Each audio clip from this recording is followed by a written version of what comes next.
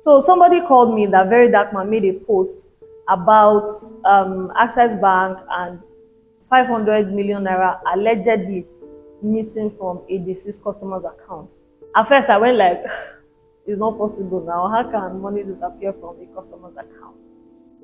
And then another person dropped a comment on one of my posts, asking for my opinion about the video. I don't want to say the much that I know about this particular account. I'll just go straight to analyze the video VDM posted.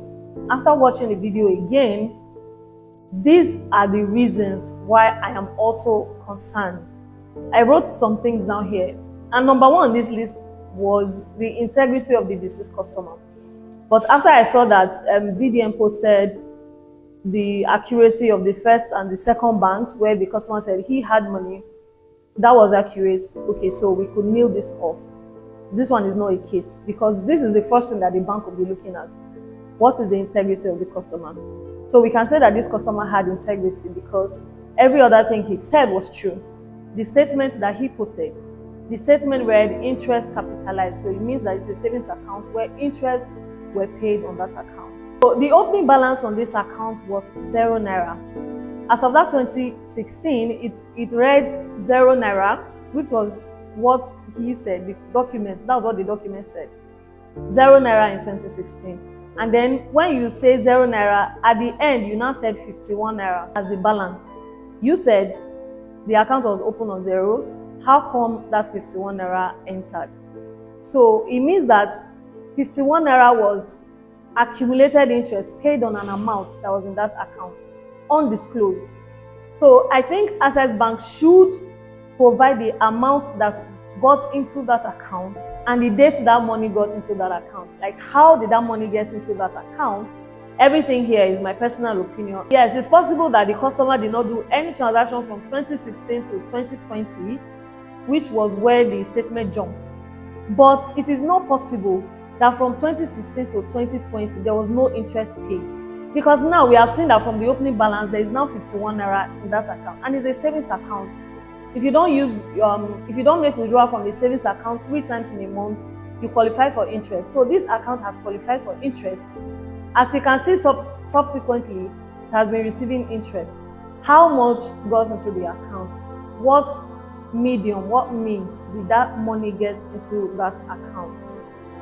If you look at the document very dark man posted, I'm going to tag VDM to this post. Please help me share this video, so in case it doesn't see my tag, you can see your shares. Please help me share it. This is where I think the problem is coming from. From the names that CBN gave to this customer's sister, I can see a disparity in all of the names. There are some disparity in the names. Now, this particular statement of accounts that VDM reviewed in his video is having Edet, Idong. For those people that are from Akwa Ibom and Cross River States and environs that understand how they, abbreviate their names, you and I know that Idong is Idongosit in the spoken form, but in documentation process is not the same thing. So Edet Idong can be another customer. That is for the name disparity. So I want Access Bank to look at this aspect and take a closer look at what happened there. What I think is the main issue here is the account that has that 500 million is not on any of this list at all. Now, this is my personal opinion, and I can be wrong, but from a banker's perspective, I've seen a lot of things play out like this before.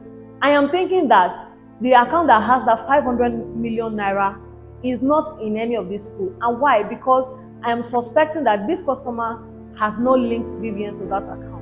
Like I mentioned before, these names, they are all disparate. It means that this customer was not using most of these accounts after BVN came in 2014. So it is possible that the account that has that 500 million naira does not have BVN linked to it. And no matter how you school with BVN, no matter how you school with whatever, you cannot find it because the names are even disparate. So you cannot even pinpoint if this was the customer or not. So I am thinking that this deceased customer has an account that he possibly was not using. Because according to what VDM said, that his sister said that he was not touching it. So it's possible that that money is in an account that is not linked to BVN. So when you use BVN to school, it will not come out because there's no BVN attached to that account. I have seen cases like this play out before.